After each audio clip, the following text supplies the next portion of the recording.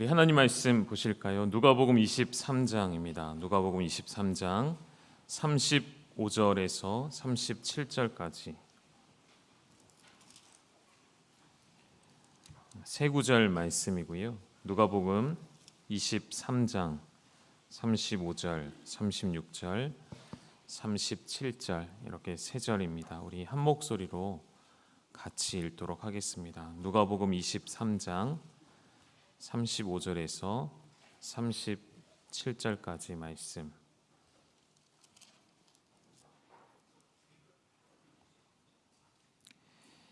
찾으셨으면 다 함께 한 목소리로 같이 읽겠습니다.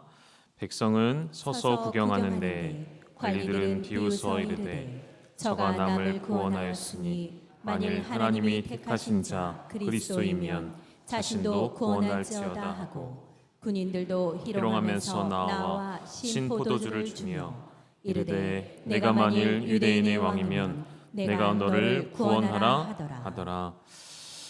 아멘. 우리 옆에 눈을 한번 인사하실까요? 새벽이니까 좀 예의를 갖추어서 얼굴을 보지 않고 공손하게 아래로 이렇게 눈을 내리 까시고 잘 오셨습니다. 한번 옆에 있는 분들 좌우에 한번 인사하시죠. 잘 오셨습니다. 잘 오셨습니다. 사실 오늘 본문의 말씀은 우리의 마음을 아프게 하는 본문인 것 같습니다. 서서 구경하는 백성들이 있고요. 비웃는 관리들이 있고요. 또 희롱하는 군인들이 보입니다. 우리 주님은 결국 조롱거리가 되신 것이죠. 수많은 사람들이 십자가에 달리신 예수님을 보고 이제는 다 끝났다라고 생각하고 있었습니다. 혹시나 모를 그를 향한 기대감, 부풀었던 기대감이 무너지고 희망을 걸었던 사람들은 이제는 실망을 하기 시작했고 모든 긍정적으로 생각하려 했던 생각과 감정들이 이제는 예수님을 향한 배신감으로 바뀌어서 예수님을 비웃고 조롱함으로 바뀐 그런 장면이죠. 십자가의 비밀을 알지 못하는 사람들에게 십자가에 달리신 예수님은 아무런 의미도 없는 것이었습니다. 눈에 보이는 것으로 모든 것을 판단하는 이들의 모습을 보게 되어지죠. 지금 우리는 예수님 앞에 서 있는 수많은 사람들을 한번 보기를 원하고요. 또한 예수님의 십자가를 바라보는 그 사람들이 어떤 사람들인지를 보기를 원합니다. 우리가 복음서를 볼 때에도요. 동일한 사건들이 기록되어 있음에도 조금씩 차이점이 있는 것을 보게 되어지죠. 그것을 우리는 성경의 오류라 말하지 않고 누군가는 예수님께 직접 보고 들은 것을 기록했는가 하면 누군가는 그것을 전해 들었기 때문에 각자가 생각하는 바 혹은 각자가 본 바가 조금씩 다른 부분들이 있는 것이죠. 십자가도 저는 그렇게 한번 보고 싶습니다. 다양한 각도에서 십자가를 바라보는 사람들, 십자가를 어떻게 바라보는가가 그들의 삶에 어떠한 영향을 끼치는지 오늘부터 한 주간 우리 십자가의 그 깊은 의미와 하나님의 사랑을 좀 깊이 묵상했으면 좋겠습니다. 본문으로 들어가기 전에 먼저 광고를 좀 몇 가지 드리면 아침 식사가 준비가 되어 있어요. 출근하시는 분들은 아침 식사를 하실 수 있도록 지금 우리 권사님들이 열심히 또 사랑으로 준비를 해주시고요. 그래서 뭐 많은 우리 예배당에 오신 여러분 전부 다 먹을 수 있는 만큼의 양은 아니고요. 공지가 왔습니다. 쪽지가 저한테 이렇게 왔거든요. 꼭 뭐라고 표현해야 되나요? 출근하시는 분들 한 132문 정도 준비가 되어 있답니다. 그래서 모자랄 것 같지는 않고요. 혹시 모자르면 뭐 다른 것도 준비가 되어 있다니까 함께 아침 식사하시고 또 힘있게 하루를 시작하셨으면 좋겠습니다. 오늘 이 새벽에도 또 차량 운행으로 또 찬양팀으로 주방에서 보이지 않게 헌신해 주시고 이 새벽에 또 목소리가 잘 나오지 않으실 텐데 귀한 찬양으로 하나님께 영광 돌려주셔서 감사합니다. 오늘 저는 이렇게 좀 보고 싶어요. 예수님의 십자가를 바라보는 사람들이 있는데 첫째는 유대인들이겠죠. 둘째는 로마인들도 있을 것입니다. 그리고 그 가운데에는 헬라인도 섞여 있고요. 그리고 마지막으로는 오늘 우리도 그 십자가 앞에 섰을 때 그 십자가를 어떻게 바라볼 것인가 함께 좀 나누었으면 좋겠습니다. 사람들은 십자가를 이해할 수가 없었습니다. 왜냐하면 십자가라는 것은 사람의 상식, 사람의 상상을 초월하는 하나님의 방법이었기 때문인 것이죠. 십자가를 통하여 자기 백성을 구원하신다는 이 생각은, 이 계획은, 이 시도는 그 어떠한 누구도 상상할 수 없는 방법이었던 것이죠. 심지어 원수마저도 착각하지 않았습니까? 원수는 십자가에 달리신 예수님을 보고 자신이 이긴 줄 알았던 것이죠. 오늘도 십자가를 이해하는 사람은 많지 않은 것 같습니다. 그래서 이 십자가를 온전히 이해한다는 것은 그가 참 그리스도인인지를 가늠하는 중요한 기준이 될 것이라 생각해 봅니다. 그래서 우리에게는 오직 자랑할 것이 십자가밖에 없다라고 고백할 수 있다면 우리는 감히 참 그리스도인이다라고 말할 수 있는 것 같습니다. 바울이 고백하였죠. 고린도전서 2장 2절에 내가 너희 중에서 예수 그리스도와 그가 십자가에 못 박히신 것 외에는 아무것도 알지 아니하기로 작정하였습니다. 바울에게 있어서 예수 그리스도와 그의 십자가에 못 박히신 것, 그에게는 그것이 전부였던 것입니다. 그에게는 그것이 가장 중요하였기에 그 외에는 아무것도 필요치 않음을 고백할 수 있었던 것이죠. 여러분, 오늘 무엇을 자랑하기를 원하십니까? 갈라디아서 6장 14절에는 바울이 또 한 번 고백하죠. 이 말씀은 같이 읽어보실까요? 시작. 그러나 내게는 우리 주 예수 그리스도의 십자가 외에 결코 자랑할 것이 없으니 그리스도로 말미암아 세상이 나를 대하여 십자가에 못 박히고 내가 또한 세상을 대하여 그러하니라. 아멘. 이 말씀처럼 또 한 번 고백하죠. 십자가 외에 나는 결코 자랑할 것이 없기에. 여러분, 십자가는 자랑할 수 있는 것이 과연 될 수 있는가? 저는 가능하다라고 말씀드리고 싶어요. 왜냐하면 십자가는 죽음으로 끝나지 않기 때문인 것이죠. 십자가 뒤에는 무엇이 있죠, 여러분? 이번 특세의 주제인 것처럼 고난에서 영광으로, 십자가 뒤에는 영광스러운 부활이 있기 때문인 것이죠. 십자가 뒤에는 반드시 부활이 있음을 아는 것, 그것이야말로 십자가를 온전히 이해하는 것이라 말하고 싶습니다. 그래서 우리가 이 십자가를 부끄러워하지 않을 수 있는 이유는 이런 내용들 때문이 아닐까요? 첫째, 부활하신 예수님을 바라볼 수 있는 믿음이 우리 가운데 있기 때문인 것이죠. 십자가를 통과하여 일어서신, 부활하신, 다시 사신 예수님을 바라볼 수 있는 믿음을 우리에게 주셨기 때문인 것이죠.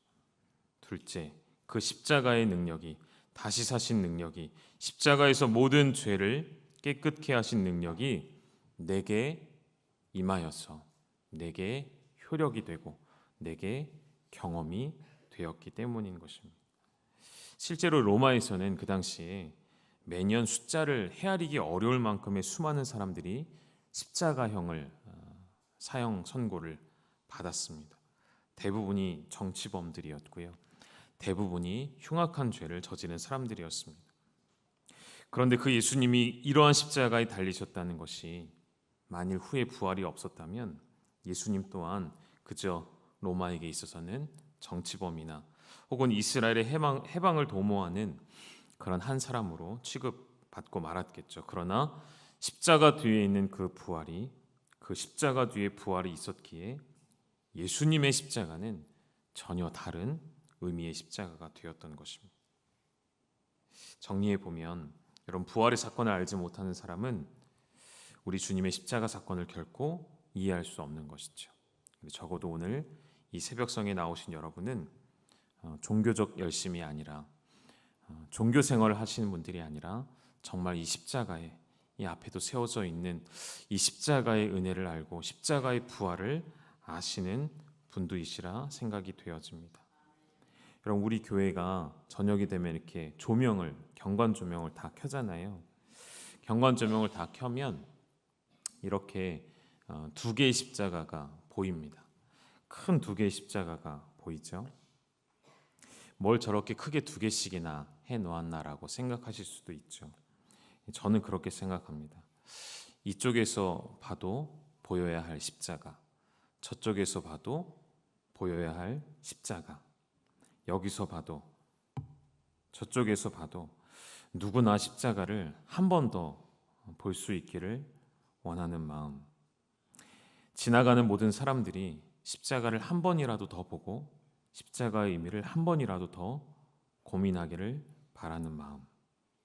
교회는 십자가를 부끄러워하지 않습니다. 우리의 삶이 부끄러운 것이죠. 결코 십자가는 부끄러운 것이 될 수 없음을 믿음으로 고백하시기를 축복합니다. 예수님이 십자가에 달리신 날을 어떤 사람들은 이 날을 귀하게 여겨서 심지어 거룩하다라고도 말합니다. 그래서 성금요일이라는 말도 생겼습니다. 이 성금요일이라는 말을 여러분 여기서 거룩하다는 것을 세인트라는 말을 쓰지 않고요. 영어로 하면 굿이라는 말을 써요. 그래서 굿 프라이데이라고 많이 들어보셨을 거예요. 이 날을 이제 좋은 금요일이라고 표현하는 것이잖아요.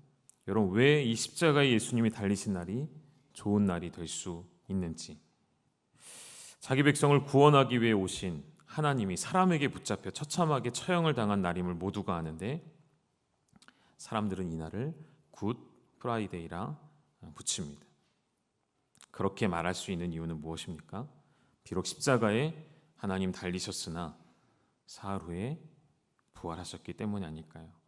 십자가 속에 담겨져 있는 하나님의 지혜, 하나님의 구원의 방법, 죽음으로 생명을 낳는 하나님의 방법이 시작된 놀라운 역사였기 때문인 것이죠. 그래서 십자가는 저는 종교적 상징물로서 여겨지지 않고, 사실 오늘보다도 그 시대에 십자가라는 것은 훨씬 더 받아들이기 어려운 진리였을 것입니다. 예수님이 승천하신 이후에 제자들이 예수님의 부활과 십자가의 사건을 증거하기 시작했죠. 곳곳에 흩어져서 복음을 증거하기 시작했습니다. 성령님이 그들 가운데 임하셔서 복음을 증거하지 않고는, 예수 그리스도의 십자가의 죽으심과 부활하심을 증거하지 않고서는 견딜 수가 없는 심령이 되었었습니다. 그때마다 십자가를 증거하면 여러분 유대인이든지 헬라인이든지 로마인이든지 그들은 이 사실을 받아들이기가 지금보다 훨씬 어려웠을 것입니다. 우리 말씀을 좀 읽어보실까요? 고린도전서 1장 23절과 24절 한번 같이 읽어보시죠. 시작. 우리는 십자가에 못 박힌 그리스도를 전하니 유대인에게는 거리끼는 것이요 이방인에게는 미련한 것이로되 오직 부르심을 받은 자들에게는 유대인이나 헬라인이나 그리스도는 하나님의 능력이요 하나님의 지혜니라. 아멘. 여러분 이 말씀처럼 십자가에 못 박힌 예수 그리스도는 유대인들에게 거리끼는 것이 될 수밖에 없고 이방인에게는 미련한 것이 될 수밖에 없었습니다. 그러나 부르심을 받은 자들에게는 이 십자가가 믿어지는 은혜가 시작되었다는 것이죠. 한 구절 더 보시면 고린도전서 1장 18절, 십자가의 도가 멸망하는 자들에게는 미련한 것이요 구원을 받는 우리에게는 하나님의 능력이라. 여러분 이 말씀을 믿음으로 받으셨지요. 이 말씀의 은혜를 알기에 오늘 이 자리에 나와 계신 것이죠. 그러나 당시의 사람들은 이것을 믿고 싶지도 않았고 이것을 조롱하며 손가락질하였습니다. 여러분 실제로 로마에 가면 팔라티노라는 언덕이 있습니다. 여기에 이제 이 팔라티노라는 것은 이제 로마의 7 언덕 가운데 하나인데요. 이제 로마 왕정 시대부터 사람이 살았고 로마 시내에서는 가장 오래된 구역으로 알려져 있기도 합니다. 이곳에 아우구스투스 황제가 지은 황궁이 있고 티베리우스 황제가 후에 이 황궁을 또 확장했고 후에도 계속해서 로마의 정식 황궁으로도 쓰여졌던 곳으로 알려져 있습니다. 여기에 가면 여러 집들이 좀 이제 있는데요. 그러니까 오래된 고고하게 자료가 될 만한 집들인 것이죠. 어떤 한 집에 가면 그 벽면에 여러분 화면에 보시는 것처럼 낙서가 있습니다. 낙서예요. 이렇게 긁어서 만든 낙서인데 이 낙서가 유명합니다. 이 낙서에 얽혀져 있는 이야기가 있는데 잠깐 설명을 드리면 그림에 잘 이렇게 보이실지 모르겠지만 당나귀 머리를 가진 사람이 십자가에 달려 있는 모습으로 새겨져 있는 낙서가 있습니다. 그리고 그 왼쪽에는 사람들 모양이에요. 그 주변에 사람들이 마치 그 사람을 경배하는 모양과 같이 손을 들고 서 있는 것. 그리고 거기에는 이제 알렉사메노스는 그의 신을 섬긴다라고 쓰여져 있습니다. 이 그림이 뭘 의미하냐면 그 당시에 로마에 살아가던 사람들이, 그러니까 1세기, 2세기를 살아가던 사람들이 십자가에 달리신 예수님을 믿고 경배하는 초대교회 성도들을 희롱하고 조롱하는 낙서였다고 보는 것이죠. 예수님은 그런 존재였습니다. 그들에게 있어서 십자가는 그런 존재였고 그 예수님을 믿는다라고 말하는 그리스도인들은 이렇게 늘 조롱을 당하던 존재였던 것이죠. 오늘 아까 말씀드렸던 십자가를 바라보는 그 군중들, 총 4부류의 사람들에 대해서 오늘 조금 더 말씀을 나누고 싶습니다. 첫 번째는 십자가를 바라보는 유대인의 입장에서 한번 십자가를 생각해 보셨으면 좋겠습니다. 당시 유대인들의 입장에서 십자가는 모순 그 자체였을 것입니다. 왜냐하면 이런 말이 어울리죠. 십자가에 달린 메시아이잖아요. 십자가에 달린 자칭 유대인의 왕이니까요. 디 카슨이라는 신약신학 교수, 유명한 교수님이 있습니다. 이분 이렇게 이야기합니다. 유대인에게 있어서 십자가에 달리신 예수님이란 모순 자체이고, 그래서 어떤 모순들을 표현하냐면 꽁꽁 얼어붙은 수증기, 이제 앞뒤가 안 맞는 거죠. 증오에 찬 사랑, 경건한 범죄자, 이런 용어들을 이제 사용하면서 십자가에 달린 메시아야말로 모순 그 자체로 유대인들에게는 들려왔다는 것이죠. 메시아는 실패해서는 안 되고 메시아는 쓰러져서는 안 되는 존재입니다. 메시아는 죽으면 안 되는 존재였다는 것이죠.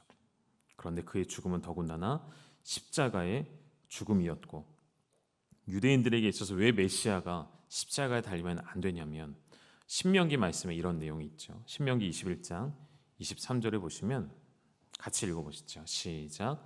그 시체를 나무 위에 밤새도록 두지 말고 그날에 장사하여 내 하나님 여호와께서 내게 기업으로 주시는 땅을 더럽히지 말라. 나무에 달린 자는 하나님께 저주를 받았음이니라. 아멘. 여러분, 이 말씀은, 구약시대 이 말씀은 시체를 나무에 계속 방치해 놓는 것을 이야기하는 구절인데요. 이 말씀이 이제 후대에 와서 십자가에 처형되어 달리신, 죽으신 예수님께 적용이 된 것이죠. 그토록 분명하게 하나님께 저주받은 사람이 인류를 구원하는 메시아가 될 수는 없다라고 유대인들은 확신한 것입니다. 그래서 유대인들에게 십자가에 달린 사람을 예배하라고 요구하는 것 자체가 그들에게는 매우 모독이 되는 일이었던 것입니다. 지금도 그래서 유대인들은 역사 속에서, 그들의 생각 속에서 십자가에 달린 예수를 지워버린 것이죠. 유대인들의 십자가란 그런 존재입니다. 또 한 부류, 로마 사람들은 십자가를 어떻게 바라볼까요? 십자가의 형틀은 과거의 페르시아인들의 사용법이기도 했습니다. 그때부터 시작이 되었지만 이것을 로마에서는 반역자를 처형하는 사형틀로 적극 활용하게 되어집니다. 인간이 생각해낸 가장 잔인한 사형의 방법으로도 알려져 있죠. 이렇게 잔인한 사형의 방법은 십자가형을 진행할 때마다 그것을 바라보는 모든 사람들에게 경각심을 불러일으켜서 실제로 상당한 범죄 억제 효과를 냈다는 연구 결과도 있습니다. 그래서 이 너무나도 가혹한 십자가형은 로마 시민에게만큼은 잘 사용되지 않았던 방법이기도 했습니다. 고대 로마의 정치가이자 철학가였던 키케로는 십자가에 대해서 이렇게 이야기합니다. 십자가라는 단어 자체를 로마 시민의 몸에서뿐만 아니라 그들의 생각과 눈과 귀에서 멀리 떨어뜨려 놓아야 한다. 왜냐하면 이 일의 실제적인 발생 혹은 그것을 견디는 것뿐만 아니라 그것을 당할 수 있다는 사실 혹은 단순히 상상하는 것까지도 로마 시민에게는 어울리지 않는 일이다 라고 말할 만큼 십자가형은 그들에게 치욕적이고 저주받은 일이었다는 것이죠. 여러분, 이런 내용을 보면 로마 사람들에게 있어서 십자가형을 당하는 것은 십자가를 상상만 해도 피하고 싶은, 온몸에 소름이 돋을 만한 잔인한 형벌이었다는 것이죠. 그런 십자가에 달려 죽은 사람을 로마인들에게 경배하라, 예배하라, 그를 믿으라, 그가 구원자다라고 말하는 것, 그들에게는 받아들일 수 없는 진리였던 것이죠. 또 한 부류의 사람을 볼까요? 헬라인들입니다. 십자가를 바라보는 세 번째 군중은 헬라인입니다. 여러분, 헬라인이라 이렇게 명명한 것은 헬라인이 누구인지를 여러분이 잘 아실 것이라 생각이 되어져서입니다. 헬라인에게 있어서 십자가는 부조리한 현상일 뿐이었습니다. 헬라인들은 무엇을 추구했을까요? 이성적이고 철학적인 지혜를 추구하는 사람들이죠. 바울도 고백했습니다. 고린도전서 1장 22절에 유대인은 표적을 구하고 헬라인은 지혜를 찾는다라고도 말을 했던 것처럼 바울이 이러한 표현이 이런 배경 속에서 나오는 것입니다. 늘 헬라인들은 심오하고 고상한 지혜를 찾아 헤매는 존재들이었습니다. 그런 헬라인에게 어떠한 신이 십자가 처형이라는 야만적이고 잔인한 방법으로 세상을 구원한다, 여러분, 이것 자체를 받아들일 수가 없는 것이죠. 십자가의 치욕스러운 죽음은 결국 헬라인들에게 어떻게 보여질까요? 자신을 그 죽음에서 건져낼 수 없는 무기력한 신, 충분한 지혜를 갖지 못한 신으로 비춰지고 이해될 수밖에 없던 것입니다. 십자가에 달린 메시아라는 이 개념은 결국 유대인에게도 로마인에게도 헬라인에게도 그들 모두에게 거부감을 주는 생각이 되었던 것이죠. 오늘 우리가 살아가는 시대는 복음을 받아들이기 어려운 시대라 말하지만 그 당시를 살아가던 사람들에게는 그리스도의 십자가라는 개념이 지금보다 더 받아들이기 어려웠던 사실이었습니다. 그럼 이제 오늘 우리 시대로 좀 돌아왔어요. 오늘 살아가는 우리에게, 오늘 살아가는 사람들에게 십자가는 어떻게 다가올까요? 아마도 여전히 어리석은 것으로 보여질 것 같습니다. 존 메가더는 이렇게 이야기합니다. 그리스도인은 십자가 위에 그리스도라는 홍보하기에는 별로 매력 없는 상품을 떠맡은 듯하다.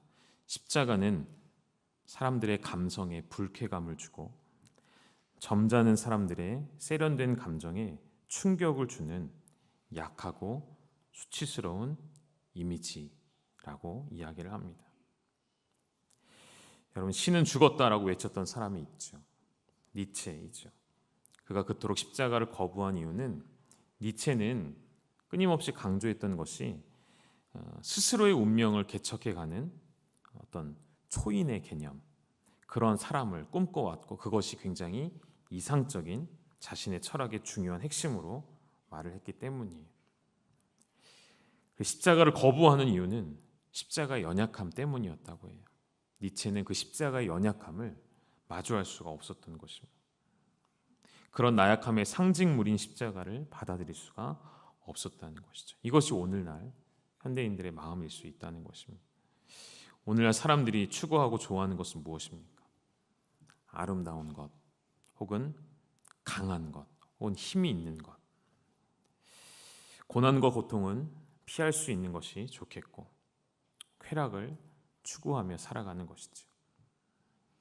이러한 시대의 십자가는 또 한 번 미련한 것으로 보일 것입니다.